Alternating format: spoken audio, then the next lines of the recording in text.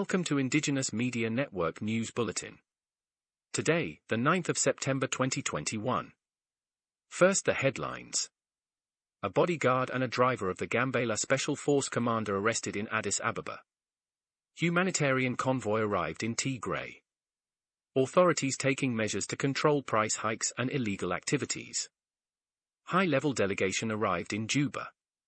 Salva Kiir, South Sudan president appealed to his opponent to lay down arms. Consultation underway in South Sudan to draft a constitution.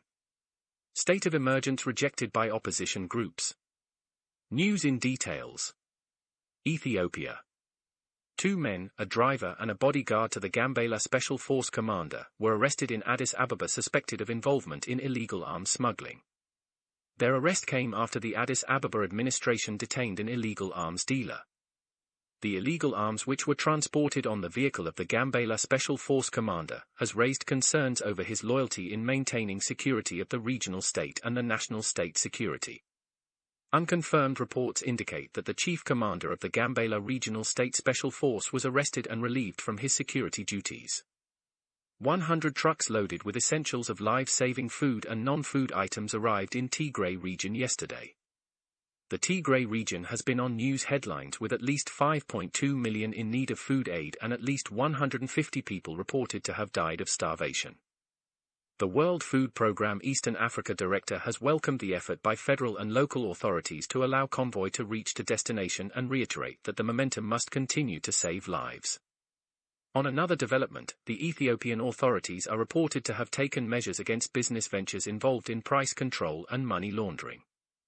The Ministry of Trade and Industry, quoted to have suspended, revoked licenses, and sued about 80,641 business ventures involved in illegal activities and price hikes, according to Addis Standard. The government has established a joint task force overseen by the Ministry of Trade and Industry, and comprising Federal Police Commission, Information and Security, Revenue and Custom Authorities, and other stakeholders. South Sudan. Sudan's high-level delegation arrived in Juba on Wednesday to participate at the joint security summit between South Sudan and Sudan. The high-level delegation led by the country's defense minister, expected to discuss security issues, which would lead to improved trade relationship between the two countries. Last month, the neighboring countries signed Memorandum of Understanding to open up trade routes between the two countries. Also, South Sudan's head of state and government, Salva Kiir, has appealed to opposition groups to lay down arms and urged them to join peace negotiation. The president made the remark on Wednesday at the swearing-in ceremony of acting SPLM Secretary-General, Peter Lam Booth. On another development, South Sudan has begun consultation mechanism to draft a permanent constitution. 10 years after independence, the country that has been ruled by decrees and statutes, this exercise is expected to pave the way for the implementation of the rule of law in the country of about 64 ethnic groups. Similar effort to constitute and draft a new constitution was halted in 2013 after deadly conflict broke out between the President Salva Kiir and his Vice President, Riek Machar. South Sudan government is deeply concerned of violent conflict in Western Equatoria.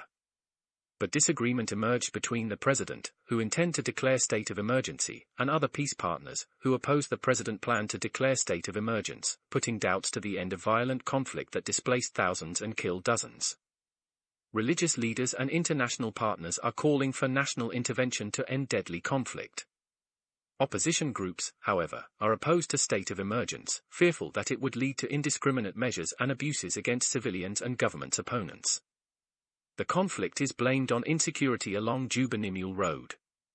The heavy truck strike has ended this week after the government agreed to provide security escorts along the road. Thank you for listening. You can subscribe to our YouTube channel for more news updates. Join us again for our next news bulletin.